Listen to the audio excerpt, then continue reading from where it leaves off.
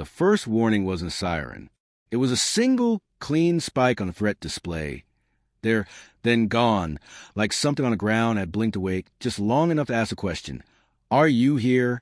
February 28th, 2026 didn't feel like a movie night. It felt like paperwork turning into gravity. Reports said Israel announced a preemptive strike on Iran, while airspace disruptions rolled across the region like a curtain dropping. Content reference oversight. 2. Index equals 2. When skies empty out this fast, it's not because pilots suddenly became cautious. It's because someone, somewhere, has decided the next minutes matter more than the next weeks. Up in the dark, there's no romance. Only procedures, fuel math, and silence. The lead aircraft holds a profile that's built around absence. No chatter, no unnecessary missions, no look at me. In modern air warfare, you don't win by being brave in the radio. You win by being boring and correct. Weather helps and hurts at the same time. A low, pale overcast breaks up optics and makes the ground's picture messy. But cloud also forces you to trust navigation more than your eyes. And navigation is never as perfect as the brief makes it sound. The plan is built around gaps, moments when coverage shifts, when sectors rotate, when operators swap, when systems conserve, when the map has seams. Not magical seams. Human seams. Machine seams. The kind you can only exploit if you arrive on schedule. And schedule is fragile. A tanker rendezvous, quiet, clinical, fast, puts the mission on a leash. You need fuel. The tanker is a moving lighthouse even when it runs dark. It's the one thing in the sky that doesn't get to be subtle. Everyone knows that. Everyone hates it. Everyone uses it anyway. Then comes the real silence. You can feel the cockpit tighten around it, because in true radio silence there's no relief valve. You don't talk yourself calmer. You don't get reassurance. You just watch numbers. And the numbers begin to argue. INS holds steady like a tired, honest clock. GPS, however, starts to wander. Not wildly, not enough to scream jam, but enough to plant a needle of doubt. A few hundred meters here. A slightly different ground track there. The kind of drift that doesn't crash you, but can put you in the wrong place at the wrong time. And in this mission, wrong place is a mistake. It's exposure. Then the threat display blinks again, stronger, sharper. A narrow search pattern brushing the sky, not a full sweep. The ground isn't blind. The ground is listening. The aircraft keeps moving, silent and disciplined, while the sky quietly becomes smaller. The target isn't glamorous. It never is. It's a cluster of buildings that look like utility infrastructure. Antennas, power, cables, backup generators, hardened rooms filled with gear no one films. The kind of node that turns scattered sensors into one coherent system. If that node stays online, the network stays fast. Fast networks shorten decision time. Short decision time is how escalation stops being a debate and becomes a sequence. So the plan is simple in words. Turn the node off. But nothing is simple once you're inside the minutes. The aircraft drops through a lighter patch of cloud, and the ground briefly sharpens into geometry. Straight roads, hard corners, a rectangular compound. It's the only moment where the pilot's brain gets visual confirmation that the map is real.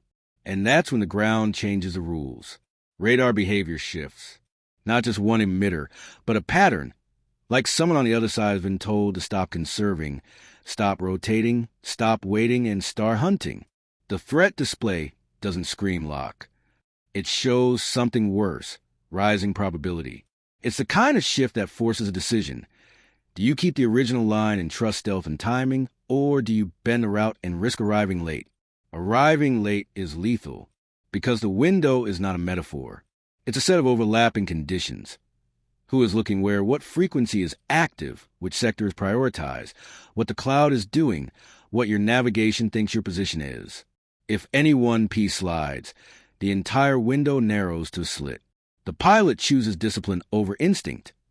Stabilize, hold speed, minimize turns. Let the aircraft shaping and profile do the work. Every aggressive correction is a signature. Every sharp maneuver is a confession. Then release. No cinematic fireball. No heroic shout. Just a weight change, a a confirmation, and a turn on to the exit line that has been rehearsed until it feels like muscle memory. The ground response is delayed by seconds, exactly as expected, then arrives as a quiet flare of light, like a substation fault. A second flare follows, then something else, a drop in activity. The node's rhythm falters, but it doesn't die cleanly. A brief pulse returns, like a heartbeat you didn't want to hear. Backup tries to come online. A contingency path activates. In engineered systems, redundancy is a virtue. In this moment, redundancy is a threat. Now comes the most tempting, most dangerous thought in modern air war. Let's go back and finish it. A second pass would likely succeed. A second pass would also keep the aircraft in the box longer, long enough for probability to become certainty. So the pilot does something that looks, to outsiders, like restraint. In reality, it's the hardest choice, leaving before the story feels complete. They turn away while the ground is still trying to understand what just happened, and the exit becomes a race against attention. The way out is never the same as the way in. On the way in, you're threading a needle no one fully expects you to thread. On the way out, the needle starts moving. The threat display becomes a living thing. Spikes that grow a little taller, sweeps that come a little faster, sectors that feel a little more coordinated. No hard lock. Not yet. But the pattern is changing. Cloud helps again. The overcast breaks up visual acquisition and distorts clean tracking geometry. But cloud also steals reference points, and now the navigation drift matters more. INS stays honest. GPS remains unreliable enough to be a liability. The pilot switches priorities. Trust the inertial solution, cross-check with what's left of satellite updates, and accept that the path home will be less elegant than planned. Fuel is the quiet tyrant. High power settings by speed and safety, but drain the tanks. Conservative settings preserve fuel, but extend exposure. You can't ignore either. You just choose what kills you slower. Then comes a second rendezvous. Tanker again, the least stealthy thing in the sky. And this is when mission feels most fragile. After a strike, when the air picture is changing, you're linking up with a large, valuable aircraft that can't disappear. The join-up is fast, strict, quiet, hose connected, fuel flowing, eyes scanning. Below, the region's airspace remains chaotic, disrupted, closing, rerouting. Exactly the kind of turbulence that makes misidentification more likely and nerve sharper. Content reference, OSITE. 3, index equals 3. Back on course. The aircraft finally gets what it never asked for during the strike itself. Time to think. That's when the moral weight arrives. Not as guilt. This is a military operation, not a confession booth. But as clarity. You can do everything right and still trigger consequences you don't get to control. Turning off a node doesn't only slow a network. It can blind a sector, and blind sectors panic. Panic systems can shoot at shadows. Panic people can escalate faster than policy intended. Yet leaving the node untouched can be worse. This is the reality modern air war teaches again and again. Sometimes you aren't choosing between good and bad. You're choosing between bad and catastrophic. Under a clock you didn't start. When the aircraft crosses back toward safer air, the threat display calms. The pilot's hands don't, because the memory that stays isn't we struck. It's we almost got caught by a blink. Confirmation arrives later in the dry language of systems. Degraded connectivity, reduced coordination, a drop in synchronized radar behavior, signs that the node did, in fact, go dark enough to matter. But the world doesn't return to normal after that. It never does.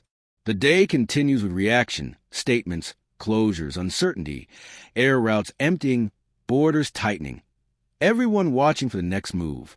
Content reference OSITE for index equals 4. And that's the ending your audience won't expect because it isn't cinematic. No victory montage, no perfect closure. Just a quiet reduction in one capability and a widening uncertainty everywhere else. Here's the cost, the real moral of the story. The most dangerous moment isn't the strike itself. It's the minute when both sides realize the clock is running, and everyone starts compressing decisions. In that compression, tiny technical details become fate. A slight navigation drift, a radar mode change, a cloud layer breaking at the wrong time, a tanker rendezvous that can't be hidden, a decision not to take a second pass. People love to imagine modern war as clean, push-button certainty. It isn't. It's fragile timing, imperfect data, and humans trying to act rationally while adrenaline is rewriting their judgment. If this kind of seconds plus systems plus consequences story is your vibe, a quick /subscribe helps a lot, because the next episode can go even harder on realism. Misidentification risk, comms failure, or a near-friendly fire moment in a crowded sky.